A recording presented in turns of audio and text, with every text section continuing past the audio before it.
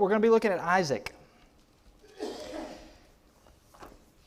The interesting thing about Isaac, well, not the interesting thing, but one interesting thing about Isaac is he is, I think naturally we would consider him a major character, a major player in Bible history. But whenever we go back to Genesis, you will soon find out, around the middle of Genesis, not a whole lot about Isaac. In fact, I put 17 through 35, which sound, wow, that's a lot of Isaac. But it's misleading because chapter 17, he's not in chapter 17, okay? He's prophesied. He's not in 17, he's not in 18, he's not in 19, he's not in 20, he is in 21, he is in 22, and we'll be focusing a lot on that. He's not even, I don't think, is his name even mentioned in 23 when his mother dies? I'm not sure if his name is in chapter 23, but he's barely in 24, even though the whole chapter is about him and the wife that the servant is going to find for him. And then there are several, once Jacob and Esau are born, the rest of Isaac's life is pretty much in the background. We don't see him a whole lot. So we got Abraham, Isaac's father, major character. A lot of the chapters in the middle section of Genesis are dedicated to him and follow him wherever he's going, starting with chapter 12 and then until he dies. When Isaac comes along, it still, for the most part, seems to be following Abraham. And it's not until Jacob is born that the narrative shifts. That alone, I think, says something about Isaac. Maybe that's unfair, but maybe well, I don't want to rush to judgment, so we'll see as we look. I don't want to rush to say it or rush to judgment. But first thing I should have said is that Isaac, obviously, I say obviously, if you don't know, he's Abraham's son. Abraham and Sarah. And he was the son by whom Abraham was going to become a great nation. We looked at one in passing in connection with Hagar, Abraham's other son, one of his other sons. But Isaac was the son of promise. And even more so than becoming a great nation, Isaac was going to be the son through whom ultimately the Savior of the world was going to come. So that makes him very important.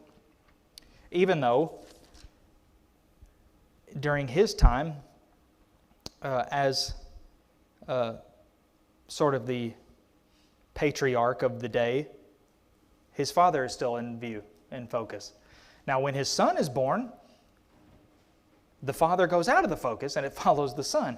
But when he was born, it still follows his father. So it's just interesting about Isaac. And we'll see maybe some things about why that may have been. His name means he laughs or laughed or laughs or laughing one, which is significant. Why is that significant? Okay. The book has named him the man whose birth caused a laugh. And I don't even know if I would say it was his birth that caused a laugh, but it was the promise of his birth that caused a laugh. Infamously, notoriously, when God had told them that they were going to give birth to a son, Sarah infamously laughed. This is chapter 17, which is why 17 is included. The prophecy of Isaac's birth is pretty important, so that should be in here. But it says both of them laughed, actually. But their laughs were different from each other. Verse 17 of chapter 17 says, Abraham fell on his face and laughed and said to himself, shall a child be born to a man who is 100 years old? Shall Sarah, who is 90 years old, bear a child? So Abraham laughed too, but his laugh was obviously a little bit different.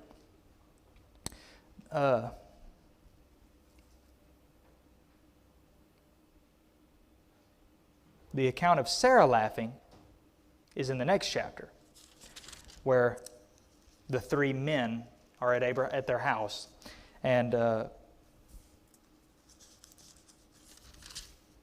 Sarah laughed to herself, and God called her out for that. But anyway, Isaac is the child who was to be born, who was the son of promise. They didn't have children. Even in their old age, God said, you're going to have a son, and by this son, I'm going to make you become a great nation, through whom all the families of the earth shall be blessed. So after that prophecy, we've got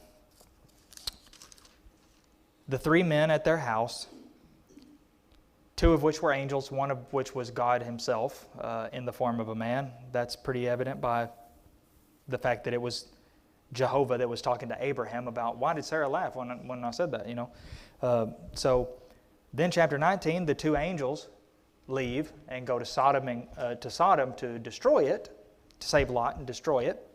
And the rest of chapter 19 is him doing that. In chapter 20, then we have the account of Abraham going to Egypt and telling the Pharaoh, or Abimelech, that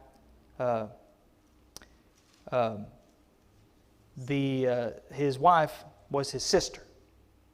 Now, file that in the back of your mind, because that's going to be important in a few chapters. Abraham infamously said, she is my sister. File that away. Now in chapter 21, Isaac is finally born, and we don't really know anything about his life, his early life, except for one thing that happened when he was 8 days old, and that was that he was circumcised. So he was circumcised on the 8th day, and Abraham was 100 years old and his wife 90. His older brother was now 13.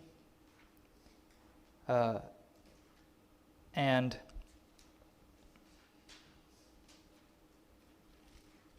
then it quickly moves on to away from Isaac again. So the son has been born. Not much to say about him until chapter 22. Now, you might think that whenever Isaac is born, if Isaac is born in chapter 21, chapter 22 is going to be very soon after that. But that's actually not the case. And it totally changes the entire... By the way, Genesis 22 is one of those chapters, the biggest chapters in the Bible, not in size, but in content. It's when Abraham sacrifices Isaac on the altar. That Genesis 22, you want to file those chapters in your head, and what, like this chapter talks about this. Genesis 22 is should be one of those automatic ones, kind of like Psalm 23. Genesis 22, Abraham sacrifices Isaac. But when we understand that Isaac was not a baby, it makes it even more powerful, not from Abraham's example, but from Isaac's example. I think Isaac sort of gets, cheated. I don't know what the right word is. We don't give him credit where credit is due. He was not a baby. He was old enough to say, I don't want to do this. He was old enough to run. He was old enough. He may have been, as some suggest, Josephus says, he was 25 years old in Genesis 22. Now I'm no scholar in that area, but my personal instinct wants to say that might be a little high, but we know at least that he was old enough to be carrying the wood and stuff up the hill, up the mountain. He was old enough to put two and two together of, wait a minute, we're going up here to worship and offer something on the altar, but we don't have an animal. Now, I don't know how old you would have to be, maybe not too old to put that together, but he seems to have been an adolescent young man.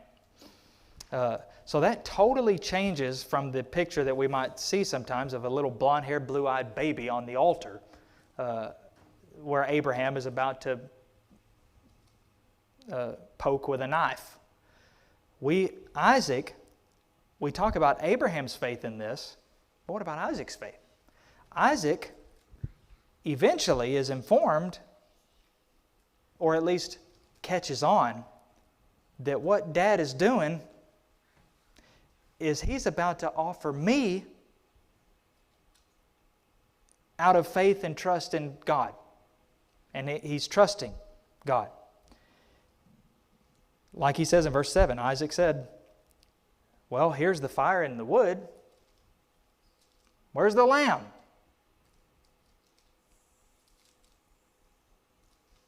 But then, he doesn't say it outright. He says, God will provide. Okay? But eventually, Isaac has to get up on the altar, right?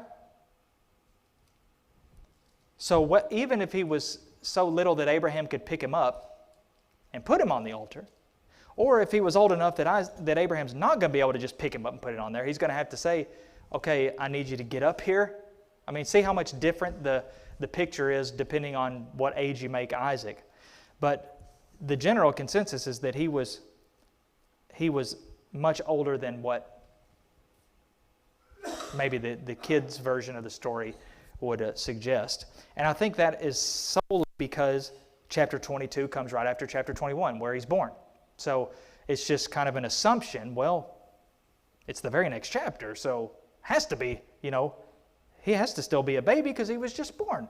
But that's not how Old Testament chronology works all the time. After all, chapter 23 records Sarah's death at 127 years old. So we know there were, what's that math, 37 years between 21 and 23. So is it that outrageous to even cut that in half? 15 years? Even less than half. Between 21 and 22? So Isaac was old enough to have to go along with this in one sense every bit as much as Abraham did. He's having to trust his father and submit to his father, which would also include the same sharing the trust in God that Abraham had.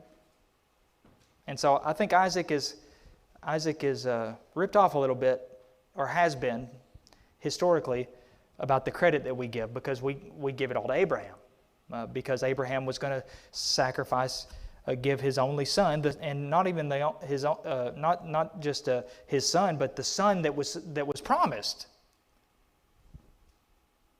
But just remember Isaac in this. He was right there with Abraham, going on with this. Yep. Would you assume that Isaac had also been told by at least his father that he was a son of promise that God was going to build a nation from? It's an interesting thing to wonder. I could see it either way, Ishmael would have been gone by this time already. Yeah. I think that he would understand that it wouldn't be Ishmael. Yeah, for sure. You mean Abraham and Sarah? I mean, yeah, they obviously would know. I could see it very, very possible that Abraham would have, not in a, trying to make his head swell up, but in the sense of, let me tell you what God has promised us, and that would include him, especially as a child. You could imagine how much self-worth and not in a vain and prideful way, but just self-importance in a way of, wow, God, I'm a part of this, And it's, by the way, it's a way that all of us should feel, in a sense. Being a part of God's plan is an honor in any capacity. But I could definitely see where Abraham would communicate, just like Joseph told the people, his people about the promises of God, and they held on to those for hundreds of years. Surely Abraham said something. Yeah, so if he's old enough to put two and two together, where's the lamb? You would think he would also be old enough that he would have to have faith in God also. Yeah.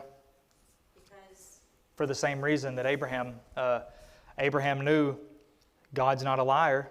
So if I do this, his hands are tied. He's got to raise him from the dead because he's the son. He told me this is the son of the promised seed of the seed promise.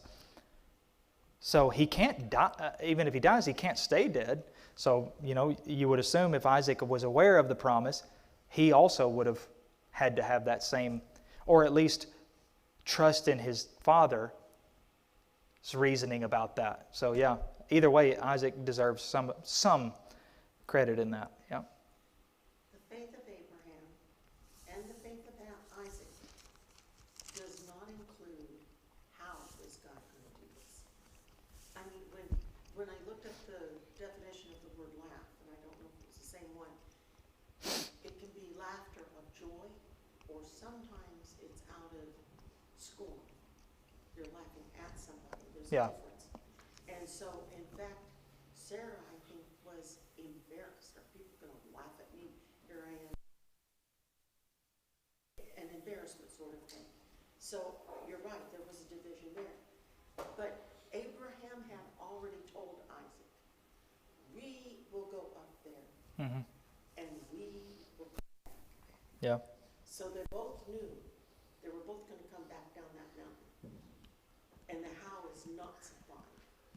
And I don't think we can expect the same. I mean, I'm looking at this world, it's like, man, how are you going to clean up this mess? And it's like, well, God doesn't answer that. If he wants it, he'll do it. If he doesn't, I mean, we go around how. It's just not answered. Yep. That's not. Just got to trust. Sometimes the how is given. Sometimes it's not. I would probably argue most of the time it's not. So you got to. That's where trust in God as the one who knows best. And again, Isaac, it seems, would have had to trust in that as much as Abraham did. Even if it was just because Abraham did, that's still something. Submission to his father and trust in his father, that's a especially when your father's Abraham, that's a positive character trait, and to his credit. On the point of his age, I couldn't help, I just noticed here that the footnote in the ESV, whenever he tells the young men, I and the boy will go over there and worship, the word for boy there is also a word that can mean young man. So I was going to try to look and see if it's the singular version of the word used for young men in those verses. But either way, the word it's that elastic word that could be, a 1-year-old or a 40-year-old. So yeah, that's pretty elastic. We don't really have a word, I don't guess, that would be equivalent of something you would call a 1-year-old boy and a 41-year-old boy. Toddler? We just deleted it. Yeah, that's my point. We don't have a word that we would call a 1-year-old male and a 40-year-old male the same thing. So it's kind of it sounds strange to our ears. Dean, did you have something? Well, I just want to mention that he told the man that was with him that he was going to both go up and come back and see the faith. Hopefully when those men that went with him, they must have had faith too that they would come back. So that we can see there's a lot of faith in all of those men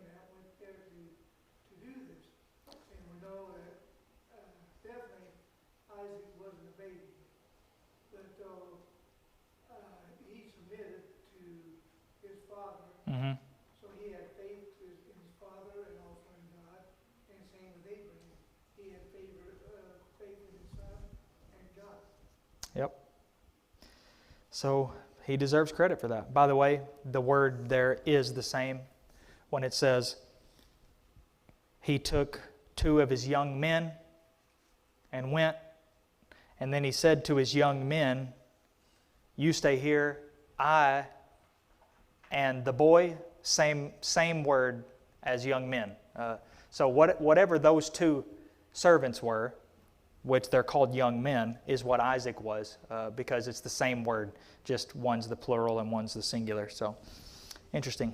Never noticed that until this very moment. Okay, so by the way, this makes Isaac, another special thing about Isaac, he was a type of Christ, a very, very potent type of Christ in the Old Testament. There are lots of types of Christ. Joseph, in a sense, could be considered a type of Christ.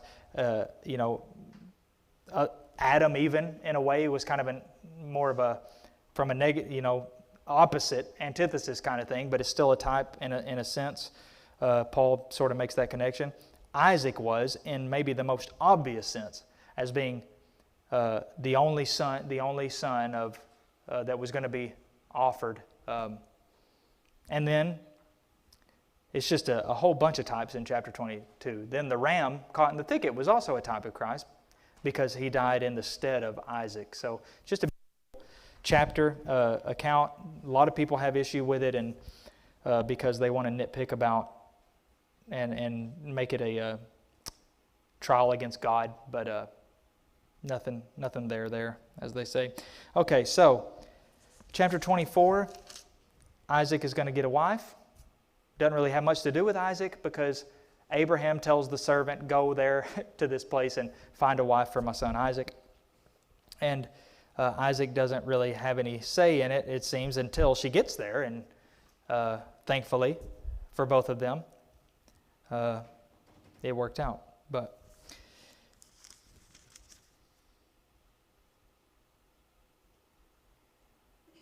it says he loved her. In the very last verse there. He took her into the tent of his mother, and she became his wife, and he loved her. Which back then didn't automatically have to follow.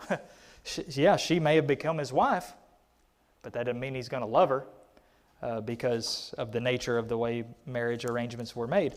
But in his case, he did love her, and she was a comfort to him in the mourning of his mother's death. So now, chapter 26. Again, chapter 25 is all about Isaac's sons. But in chapter 26, there was a famine, and we get a little deja vu. A famine arises. Isaac goes to Gerar, to Abimelech.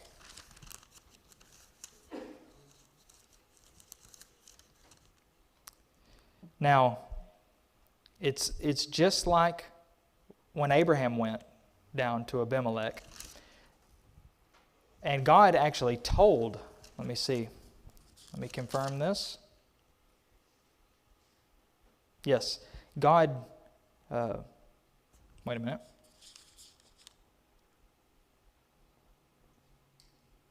Okay, I don't know.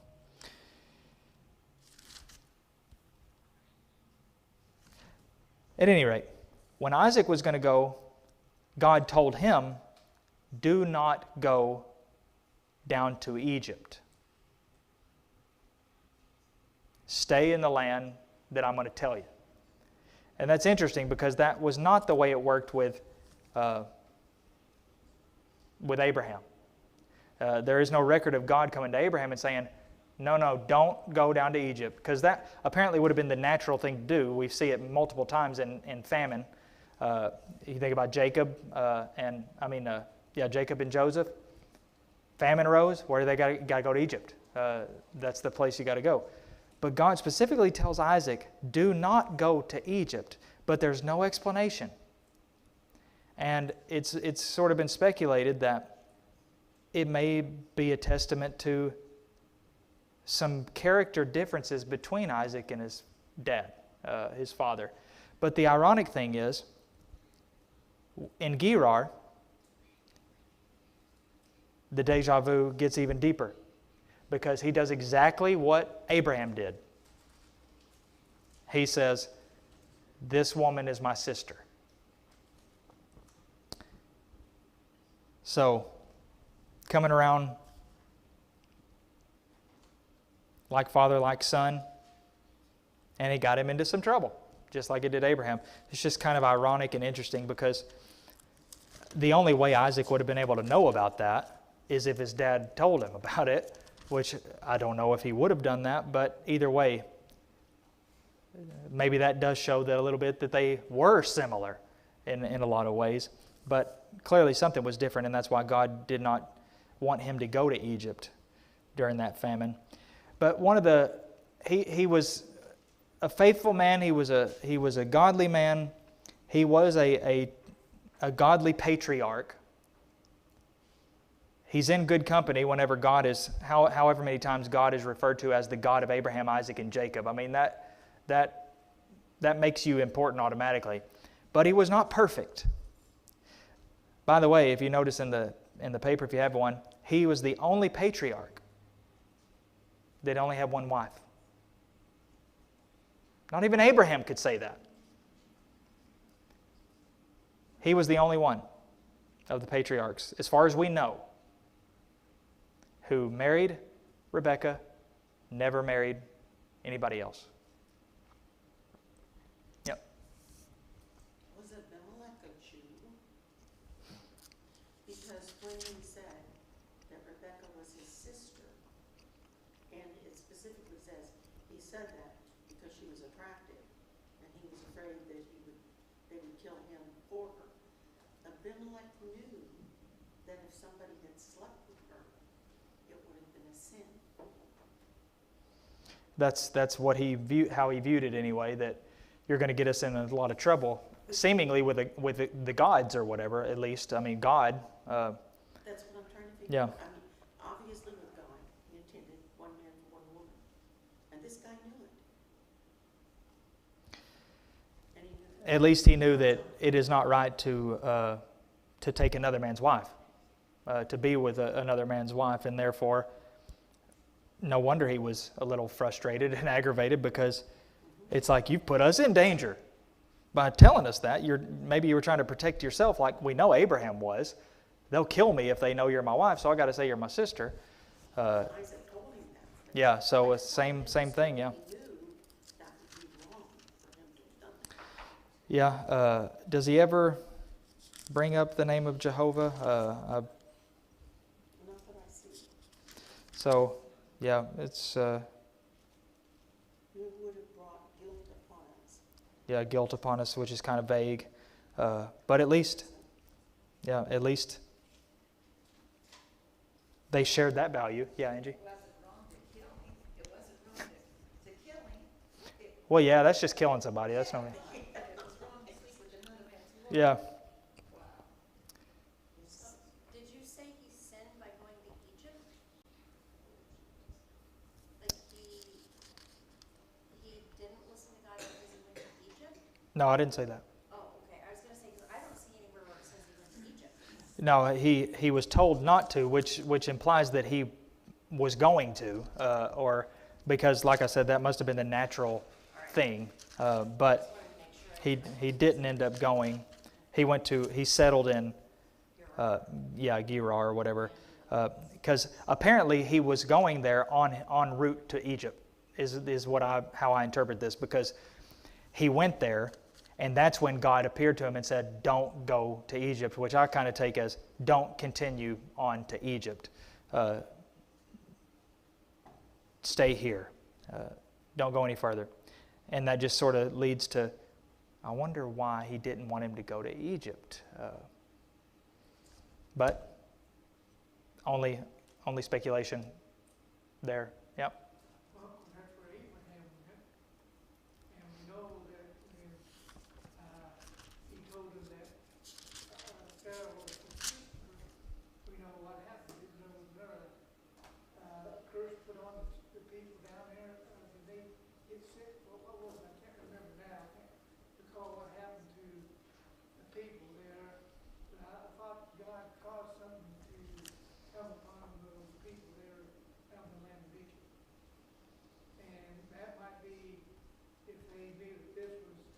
Abraham's son, same thing might happen to them again. That might be one reason. Yeah, could be. Hard to say for sure. Yeah. But yes. To Debbie, the speculation that he would be killed because Rebecca was beautiful was what Isaac thought. But then after he tells him she's his wife, then Abimelech says, he warned all the people saying, whoever touches this man or his wife shall surely be put to death. And then a little bit farther, Abimelech seems to know, and Abimelech said to Isaac, go away from us, for you are much mightier than we. And that may go to the fact that Isaac's God is mightier than them. I don't know, just find that an interesting statement. Yeah. Well, at this point, Isaac had already inherited everything from his father, so his father had a lot of servants, a lot of, yeah. So that's, I don't know, that's just the way I always took that he meant you're mightier, you're too mighty for us. Yeah, the morals that they shared are kind of interesting, but they also didn't share some. So another thing that I sort of skipped over was we see a glimpse of Ishmael and Isaac coming together again to bury their dad, even though they apparently didn't have a great relationship. At least Ishmael was sort of mistreating of Isaac, but when Abraham died, here we see them again together, and as far as I know, that's the only time we see them together after, unless they came together to bury Sarah, which I don't see, but ever since they left, and it said that he used to pester Isaac or mock him, this is the only other time we see them together. And it's kind of maybe they didn't even speak to each other, but it seems like maybe a ray of sunshine and seeing them together again and for a worthy cause. But the imperfection of Isaac is also seen, I think, in the whole situation of chapter 27, whenever he is taken advantage of at first, or not at first, he's taken advantage of and blesses Jacob by accident. But the thing about that blessing is, when you think about it, why did he bless Jacob? Huh? He wanted to because he was proving the point that, as he says later on, I think, in the New Testament, that God will choose who he wants to choose and give mercy. In other words, if it automatically went to the first son, that was culture. Yeah. If it went to somebody other than the first son, and that's why they fight over it, that was because God chose it that way. Yeah, but why did Isaac bless Jacob? He knew. Because he was deceived. Deceived into what? He was the first one. Okay, yeah. He blessed Jacob because he thought it was Esau. Now, I can't help but think that Isaac had to know that Jacob was supposed to get the blessing because it was pretty much told. But didn't he favor Esau? Yeah, he favored Esau in general, yeah. Part of the reason Esau was a man's man. They were a lot alike, it Jacob seems. went with the mother. Or at least maybe not. Maybe they were not alike, and that's, maybe there's kind of a lopsided. Rebecca and Jacob maybe were a yin and yang kind of connection, and Jacob or Esau and Isaac, maybe he saw in Esau what he wasn't himself. I don't know. It's just more speculation. But the reason that he blessed Jacob is because he thought it was Esau. So he had every intention of blessing Esau even though God had given the approval to, or whatever you want to call it, the right to Jacob.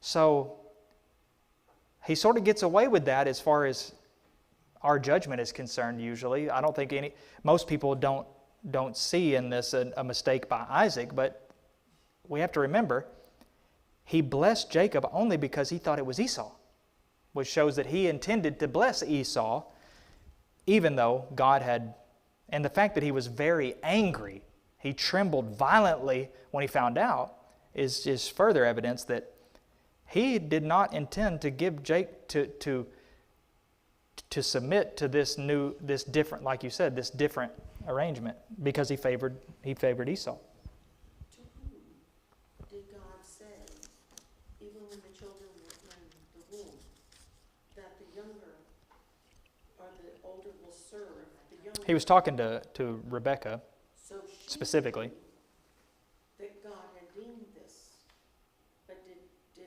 Isaac know that? I mean, that would be pretty important information, I would think. Exactly. Especially whenever she favored Jacob, for the same reason why Isaac favored Esau, she favored Jacob. So that would have to come up in these first however many years of their lives, that God told me that this son is the one who is to be above the older. We know that she was a wily woman. I don't think she would have had any problem probably repeatedly reminding her husband, my favorite son is the one that, not just because he's my favorite, God said that he was to rule over the older. Yeah. Well, too, when Jacob came there to him, when he felt him, and he knew that, well, okay, that felt like Isaac. Yeah. I mean, not Isaac. Yeah, Esau, yeah. Esau. But though, when he spoke, he said, that was the voice of Jacob. He recognized the voice of being Jacob, but yet he felt, the skin and that, and it was Esau. So, I mean, he knew something could have been, anyway, in his mind, that there was something that was different, but so he still went ahead and blessed him there.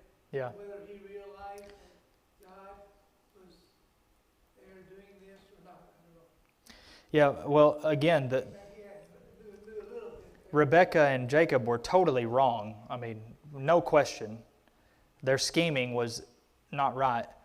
But the very fact that they felt that they had to do it that way also shows that they knew that Isaac had no intention of transferring it from Esau to Jacob. Or else she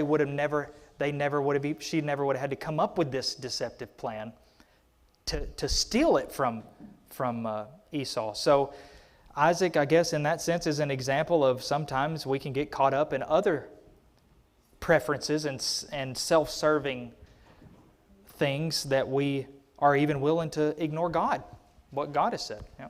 So does that phrase that Isaac, quote, trembled very violently, unquote, that's what it says. Yeah, verse 33, yeah. Does that mean that he trembled?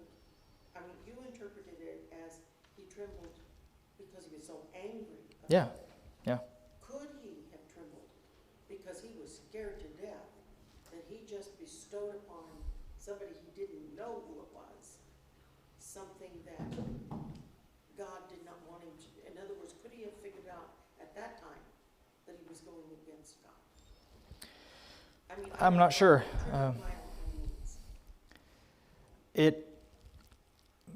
In the context, it seems that it was anger just because it's when Esau comes in, and talk about deja vu. Isaac's probably, poor man, he's blind, basically blind, and this is almost like a cruel joke. Esau comes in and fixes him some food and stuff, and he blesses him, and okay, this is all normal. He goes away. Now all of a sudden Esau comes in again, and it's like, wait, what's going on here? This is like Groundhog Day, and he says, "Who are you?" And he said, "It's me, Esau." And he says, "Well, then who?" And then it says, he trembled very violently and said, "Well, then who was it that who was it that was just in here earlier? Because I've blessed him. And he will be blessed. It's done. But yeah, I guess I wouldn't rule it out. I wouldn't say it's impossible that it was fear, but it seems that he was very unhappy at the fact that he had been deceived. And not just that he had been deceived, but that he was deceived into giving the blessing to the son he didn't intend to give it to. Even though God said, the older shall serve the younger. And that goes without mentioning the fact that Esau willingly gave away his birthright. So two things going on, which they go together. But Isaac dies. Again, after that, I think that's the last time. Once he gives the blessing to Jacob, he pretty much doesn't. The narrative is done with Isaac, and it just goes with Jacob until Isaac dies, and it just mentions, in very, very briefly, that Isaac dies at 180 years old. We hadn't even seen Isaac in however many chapters, but he's still there. He's been around. And I don't know if that's chronologically where he actually died. Sometimes that might have just been the most natural place to put it, that he died. He may have died earlier. But at any rate, Well, Rebecca told Jacob that she would let him know when it was safe for him to come home. So I always kind of gathered that she died without him ever getting that message. Yeah. And it was just at a point where he was like, okay, I'm just going home. yeah. I'm going to face the music. Yeah, it's been 20-something years or whatever, so surely I can come home now. But yeah, Isaac breathed his last and died and was gathered to his people. I would highlight or underline every time that phrase is found in the Old Testament because it very clearly references life after death. It's not about being buried. Sometimes it could be interpreted that way, but there are other times where the burial is also mentioned, separate from the being gathered to the people. And sometimes the being gathered to the people is mentioned after being buried. But that is another, you want to call it, small reference to the afterlife in the Old Testament, which people claim doesn't exist. Old Testament never mentions an afterlife. That didn't happen until Jesus came along and was telling everybody blah, blah, blah. No, not true. Isaac was gathered to his people. So he's a pretty good example of being a human being. Did some really great things, had a lot of faith in some areas, but he had weaknesses too. So we can always learn from those kinds of people. Very quickly, lessons. We should have unwavering trust in God and submission to God. See that in Isaac's life in Genesis 22 for sure. Number 2, just because mom or dad did it doesn't mean it's right.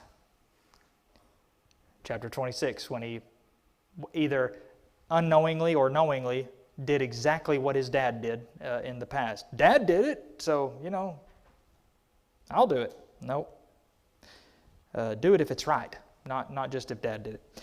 Number 3, when my will differs from God's apparent will, we should always side with God. And that's a reference to the blessing. And 4, no one's perfect. We all have flaws, and we should strive to overcome those flaws. And I think Isaac probably did strive to overcome those flaws.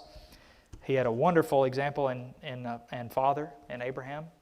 And I think that overall, what little influence he may have been able to have over his sons, because eventually they left, and doesn't seem like they ever came back around to their father. I'm sure he was a good example to them as well, as far as that goes. Thoughts, comments?